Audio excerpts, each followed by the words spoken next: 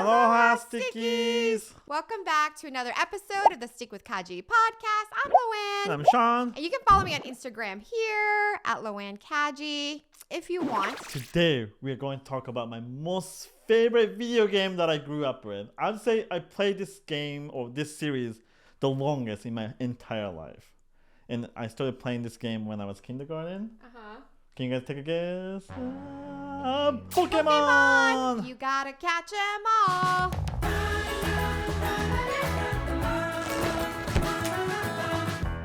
Pokemon, now it's really hard because there's so many Pokemon. About 500, 600, 1,000, I don't know. There's so many different Pokemons now. So. Oh, wow. I am so out of the loop. I didn't realize it's that much. Yeah, I gotta catch some Pokemon, not all now. But yeah, so last year, the Pokemon just announced it was a 25th anniversary. Ooh, of its creation? Yeah, so in 1996, the first Pokemon was introduced. And around that time, I was kindergarten. And I still remember just the moment when it was released. Even though I was kindergarten, I still have vivid memory of when my parents first bought me the Pokemon. Okay, side note, how were you able to play it? Because there's lots of reading in the game. Yeah, so like kindergarten, it was really difficult, right? Yeah. But for Japanese, there is a hiragana and kanji, and Pokemon, they just always put everything in hiragana, so it's easier for kindergarten to read. And I was able to read fine.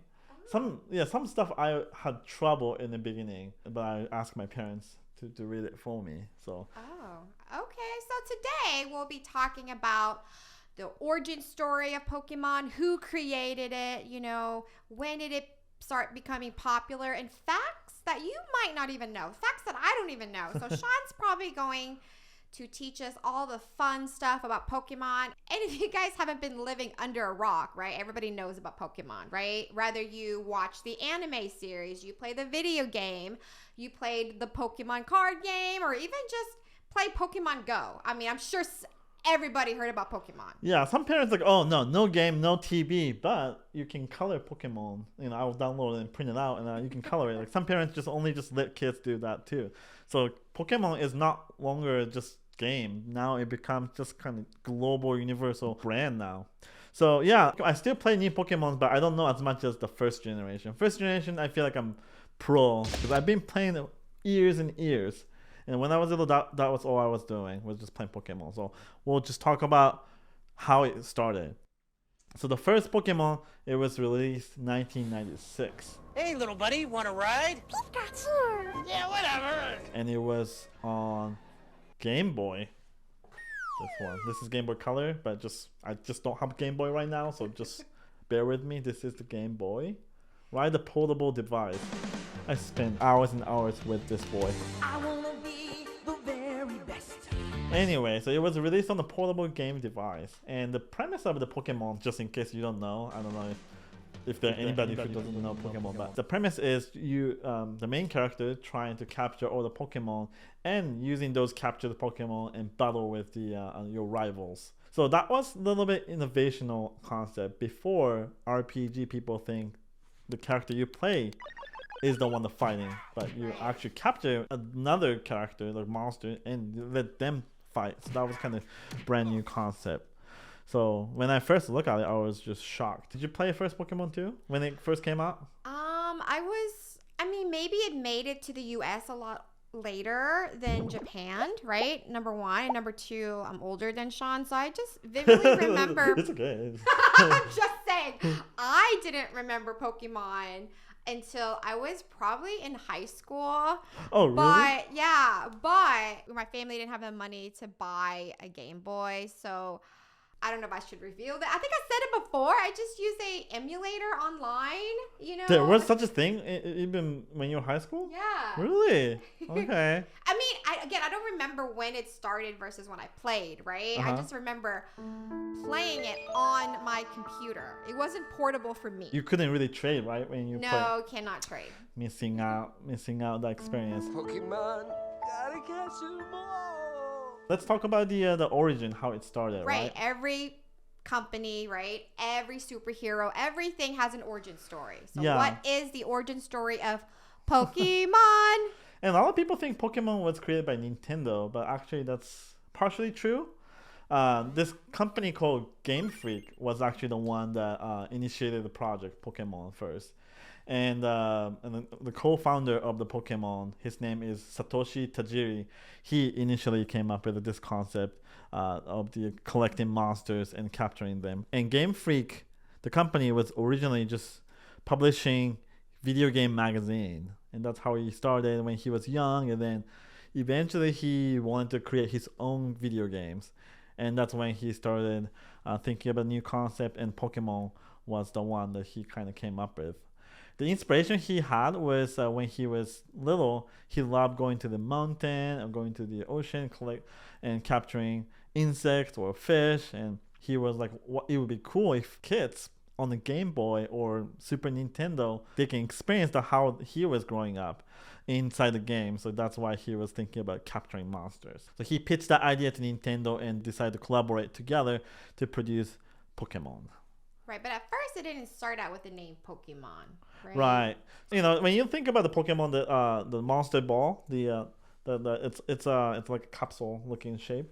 So initially the project name was Capsule Monsters. It makes sense because he got the inspiration from capsule machines in Japan. Right. And there's always toys inside the capsule, right? So kind of it was perfect, but then it was already, there was existing trademark under Capsule Monster, so they couldn't proceed with that name, so they had to change to Pocket Monster. In US, first Pokemon came out, it was always referenced as Pocket Monster. I see. Then it became just kind of war phenomenon, happened, and then a lot of people just keep referring it as Pokemon, like a shorter name.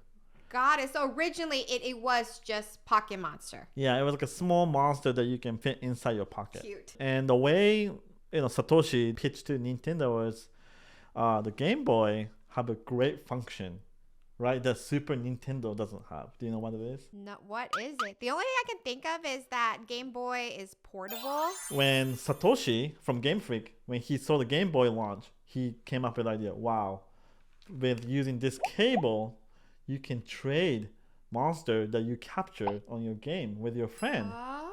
That's such a new experience. Let's make a game around that idea. Oh, genius.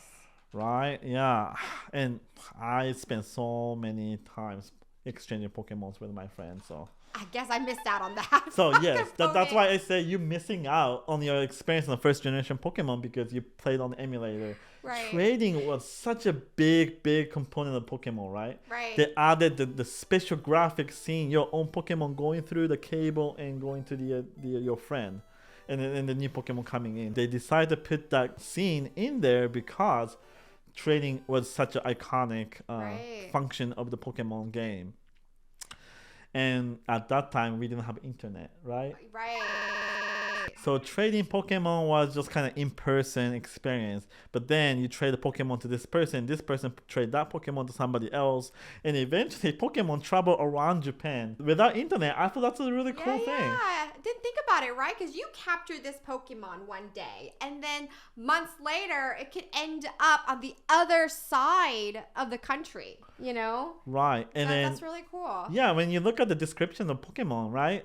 Then each Pokemon, it shows who caught that Pokemon. Oh, does it? Yeah, that's what's exciting when you discover, what? You're from Hokkaido and then you have my Pokemon? How did you get that? So that's a really cool experience that the kid had back then. When Game Freak was still a game magazine, Satoshi met this fan who is into graphic designer, and they got together and they hit it off, and now that graphic designer who was just designing graphic for the magazine became the head designer of Pokemon. So that person was designing many of the Pokemon. Yeah, man, his design is amazing. I love the character design of Pokemon. It's so iconic. But the first 3 Pokemon, starter Pokemon, was not designed by that person. Oh, really? Why? So he started out drawing Pokemon, right? And then Nintendo and Satoshi too felt like the one that he was designing originally was a little bit too monster. Oh, I see. So wanted a little bit more cuter characters. So that's why they hire multiple different designers to add more Pokemons. In speaking of which, do you know which Pokemon was the first Pokemon design? It wasn't Pikachu, right? No, it wasn't Pikachu. What? I have no idea. There's so many Pokemon 151 original Pokemon, so I have no idea. You tell me. It's Rhydon. What is Rhydon? Yeah. I know. Kind of looks like a dinosaur with a horn on it, and that's why like that character design is in game so many places, like as a statue or as a game prop, because he was first designed and kind of a lot of stuff was revolved around it in the early stage. Right. But what I thought was crazy is that, initially when it launched, right, I heard it wasn't successful overnight. Do you know what made it become a big hit? Yes. There was hidden Pokemon inside there that people didn't know first, right? Mew, the first mythical Pokemon. Mew is not legendary Pokemon. Right. A lot of people reference Mew as a mythical. You know why? Why? The Mew wasn't playable Pokemon at first. So meaning, when you play a game normally, you cannot capture Mew. Right. And in a game, through a dialogue or through text from from the book in the game, Mew was kind of introduced as a background story of how Mewtwo was created. Mm-hmm. So nobody really have played Mew because it's just there's no way, it's impossible to capture Mew. And why do we have even Mew in there? It was by a joke. What joke? So before Game Freak released or send the final version of the game data to Nintendo for the consumer launch, they were able to remove this debugging software or program inside the game, and they were able to save 300 bytes. Right. You don't have to fill up the entire data space, right? Yeah. So they could have left it alone, but some developer thought it would be a funny joke, including Mew, without even telling Nintendo. So Nintendo didn't even know Mew existed, and there was no way for anybody to know the Mew existed in the game because there's impossible to capture Mew. It's interesting because when you look at the Mew game graphic, it looks so raw. Uh-huh. It looks so unfinished. Lack of color, lack of detail. And you know why? Because they only have 300 bytes of the data. I see. So they have to just make it work with what they got. Yeah. Later on, a lot of people were able to find capturing Mew by doing using cheats. Yeah. So people discovered there's a hidden data in the game, right? And then they were using those cheats or secret code, and they were able to capture it. It's a shiny Mew! No way! It actually is! Dang! Oh my god, Dude, it's over! Nintendo was afraid people think it was unintentional. Right. It was a mistake. So Nintendo decided to go to this major comic book magazine called Koro Comic and decided to give out Mew to 20 people. Uh-huh. But you said a lot of people already found out how to capture Mew. That it's such a very difficult when there's high risk associated with it. I see. Okay. Many of my friends broke their game because you're messing with the existing data. Right. Okay. So Nintendo doesn't want people to do that. Right. Yeah. So instead, hey, there is an offshore way to capture Mew. You submit your letter to your comic book magazine, and 20 winners can receive Mew. Right. You know how many people send a letter? How many? Close to 80,000 people. Oh, wow. For 20 spots. Yeah. So that many people were so excited about Mew. And that kind of became a phenomenon. And I think that drove the sale to the #1 sale game. That's so crazy, right? To just think about, they weren't going to even include Mew in the game. But because, they decided to include Mew at the last minute and Nintendo didn't know about it, but because of that whole thing made Pokemon blew up. But doesn't that drive you want to collect that Pokemon? Right, yeah. I don't know how many letters I think I asked my mom to help me too. I still didn't win because it was 20 versus 80,000 people trying to compete for that spot. So later on they released it to more people, like they hold the event and then release Mew time to time. It's all happening in the major city where I used to live. Was in more of a countryside, so I never was able to capture Mew at that time. I'm sorry. But you have Mew now, right? No, I still don't have Mew. Oh, I have Mew on the new game, yeah. but it's not the same. Oh, It's so I easy to see. capture it. If it's that easy, I don't want it.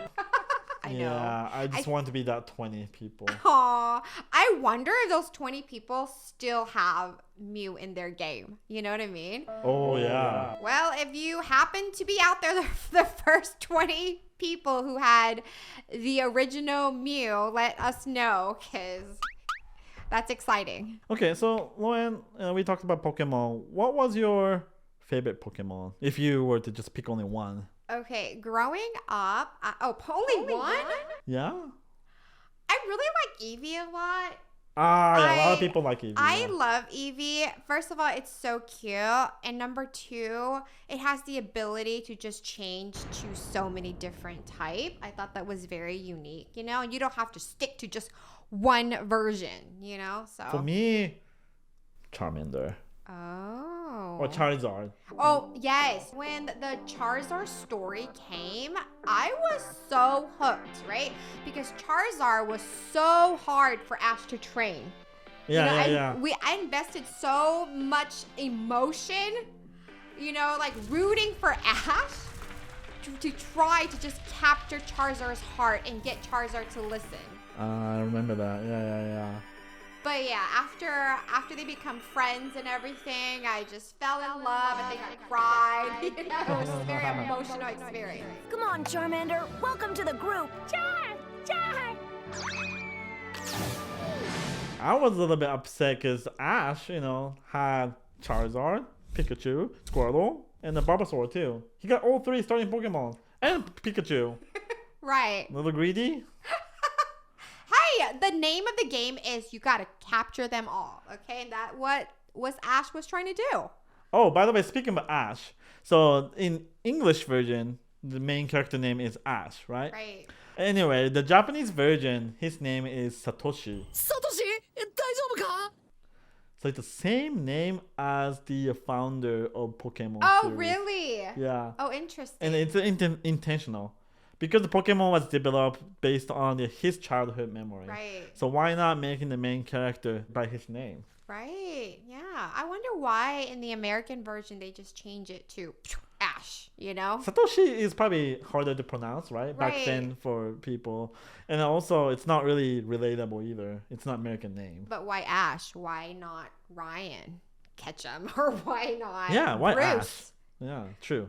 Just wondering, that's all. I'm sure there's a reason. Hi kids, I'm Pokemon trainer Daddy Ketchum. So a couple more fun facts about Pokemon. Do you guys? So this is our Japanese version. I have this game package here. It's kind of a little beaten down, but yeah, this is the blue version, right? Oh, okay.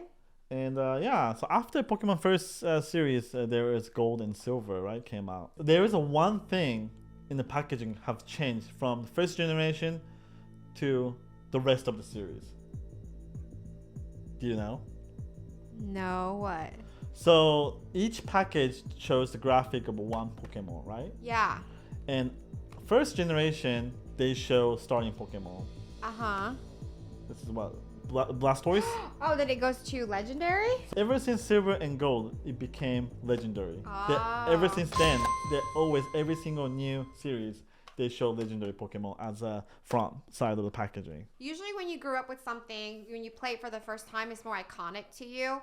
But I really love the starting Pokemon, right? You got Bulbasaur, Squirtle, and Charmander. See, those three are so iconic. I love the design on those characters more than all the other, upcoming or all the other future Pokemon games. Even when you do the survey, it's always first three Pokemon Yeah. kind of wins the survey compared to all the other starting Pokemons from different series. So Yeah, I mean, all these new Pokemons that's coming out after the original 151, I just can't relate. Maybe because I grew up with the first generation, right? So there isn't really a Pokemon that stand out to me where I said, oh my God, this Pokemon is so cute and adorable, I have to have it. I think from Pokemon's point of view, hey, we already have close to 1,000 different Yeah, Pokemons. yeah. We're running out of ideas. Yes, because there's this one Pokemon that Emma is her favorite Pokemon in the world. She carries with her everywhere. She sleeps with it, you know. Every time we travel somewhere, that Pokemon been with us, right? Originally, when you first look at it, everybody always think that it's Pikachu. But it's actually, what is it again? I like how I just blanked out. Mopico. Yeah. So you always have to correct everybody and say, no, it's not Pikachu. It's Mopico. You know, but they look really similar. But I think you had told me they're not even the same type, right? Right. It's different. It's not even electric type. So, yeah. Yeah. So I'll just bring it up to make the point where Sean was right. I think they're just starting running out of ideas because some Pokemons just looks like other Pokemon that I already had, you know, shown before. Yeah, each series actually have very look like Pikachu. Right? Is that on purpose, you think? There's like a Mimikyu, and there is I forgot the English name, but there is a one that looks like Pikachu, but it's like a flying squirrel. Oh, I don't know, but we'll show the visual of what Sean's talking about. Initially, actually, anime series too, they were planning on using Clefairy? Oh, Clefairy. Clefairy as Ash's partner Pokemon. Oh, really? Instead of Pikachu. And there was a comic book series that shows Ash, and his partner Pokemon is Clefairy. Oh, interesting. It just looks more dynamic in anime when Pikachu uses electric moves instead of Clefairy, I don't know, just swinging fingers. Yeah. And I love Pikachu's personality more anyways. You know, it just matched more, so... Good thing they changed it. Okay, one last fun fact about Pokemon first edition is the town names. Uh-huh. So each town names, in English version, not the Japanese version, but English name, it's named after color. Lavender Town, Fuchsia Town. Every single town has the name of color. Why? Because the first beginning city is called Palette Town. Right. Wait, is that that holds also all the colors? Is that also in the Japanese version too? No, that's only like introduced in English version. Actually, Lavender Town in Japanese it's called Shion. My name. Shion? Yeah. Oh, interesting. A lot of people just make fun of me with that name. Because the Lavender Town, there's a giant, it's called Shion Tower, or Lavender Tower, where it's the cemetery of the dead Pokemon. Oh, I see. There's a bunch of ghost type Pokemon. It just the background music is sad, so. Hey, you should be proud, okay? Yeah. They name a town, all right, that is similar to your names. Do they have a town, you know, with their name? No. Nintendo, just so you know, or Pokemon company or Game Freak, I'm a big fan of Pokemon. So if you ever want to do anything with us, just let us know. Maybe you can manifest it somehow, Sean. I love Pokemon, right, growing up. But when you're older, you know, and you become more aware, now you just think, so you just capture this Pokemon and you just leave them in this capsule? What is life like inside that capsule? Like a jail. Is it just, right, is it data now? Is it in digital form? Or is it just a smaller, tiny version, you know? Or even scarier things to think about is what do people eat in Pokemon World? So in the anime, there are a lot of reference. Right. About them eating, like there's a lot of scenes them eating, but it just intentionally keep it kind of vegetable. I see. But Wait a minute, Professor, you're not eating my Krabby, are you? Don't worry, that Krabby of yours is too small to make a very hearty meal. On the other hand, the Krabby that Gary caught would make an excellent dinner. there are a lot of a description of Pokemon where saying, oh, it's very tasty if you eat it. What? No. Wait, Yeah. in the Pokédex? Yeah, in the Pokédex, there are a lot of Pokemon that just referred as it's very delicious. Or in the anime series, there is a Magikarp being chopped in sashimi. Oh. Okay. I mean, I guess it's not that much different from the outside world, right? I mean, there's some animals that we keep as pets, right? And there's some that we use for food, I guess. So it's not that far off. But I guess just think about it in the sense of a childhood game, right? That you didn't really think about that aspect. Right. So, yeah. Maybe thinking about going vegan in that case.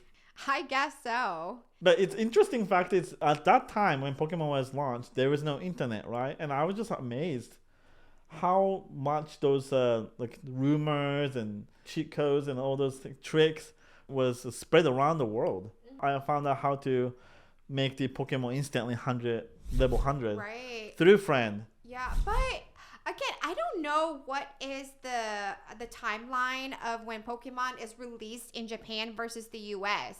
So I also remember looking it up, walkthroughs and pictures and stuff online. So from my memory, there is online components, that helps me with the game. That's good. For me, I have to take a note. Because it's not that easy capturing in Mew. Right. You have to do like 15 different steps. And if you make even one mistake on the one step, it's all bizarre. Go to this town, go to this grass, this space, hit 15 times on select button. Yeah. Not 14, not 16. I miscounted it. Okay, game is gone. I just remember there was a cheat where you get like unlimited rare candy or something. I have to do some sort of step, like walk here or jump over here, do something. I can't remember. But the fact that I found out how to cheat and get unlimited rare candy, it just makes me just not appreciate the game as much, and I just kind of got bored with it, a lot quicker. I see. I always like to discover the new cheats. Yeah, because there were so many bugs in the Pokemon. One of the major way to catch Mew was through Magikarp. Oh, really? Using Magikarp, you can get the Mew. So I thought it was kind of interesting, like the weakest Pokemon to the mythical Pokemon. Yeah. Sorry, Magikarp. So yeah, that's our fun episode of Pokemon. Let us know if there are facts that you didn't know. Let us know what facts you did know, and let us know other fun facts that we didn't even mention. I'm sure other people want to read about it too. Yeah, and just so you know, I still play Pokemon on my Game Boy, so if anybody wants to trade, I'll always make sure to bring Game Boy and the training cable, so I'm always ready. Somebody give me Mew, the official one. The official one. Well, you gotta trade them something good for it, okay? You can't just be begging for Mew here. I'll give you my Pikachu. Is that even worth it? No, it's not. Oh my god, it's not even a good trade. Guys, if you trade Mew with Sean, you have to ask for something, okay? Better in return, alright? So yeah, that's our episode of Pokemon. But before we go, obviously it is the sticky word of the day. And I'm thinking today, I haven't even discussed with Sean yet. Yeah, but what is it? What is Pokemon in Japanese? I don't know it in Vietnamese, so I can't even tell you. Is there a name for Pokemon in Japanese? Pokemonster. So, it sounds like potato. Monster. Monster. Good thing they started calling Pokemon, because it's just easier for... I think that's the reason why it's gotten shorter. I see. There's no way it becomes catchy in the US. True. Pokemonster. That's our fun episode of Pokemon. Give us a big thumbs up, subscribe for more fun content. Leave us comments below about what's your favorite Pokemon. Just leave us any comments, your thoughts, your feelings. How are you feeling today? I hope you guys are doing great. If not, that's okay, but I hopefully... Yeah, put something positive, please. And something else, just keep it in your mouth. Anyways, have a great, fantastic day. Thank you for sticking with us through the year, or if this is your first time on the channel, thank you for sticking with us to the end of the episode. Whatever it is, we really appreciate you guys, and have a fantastic day. Hopefully I'll see you next week. Bye, Stickies.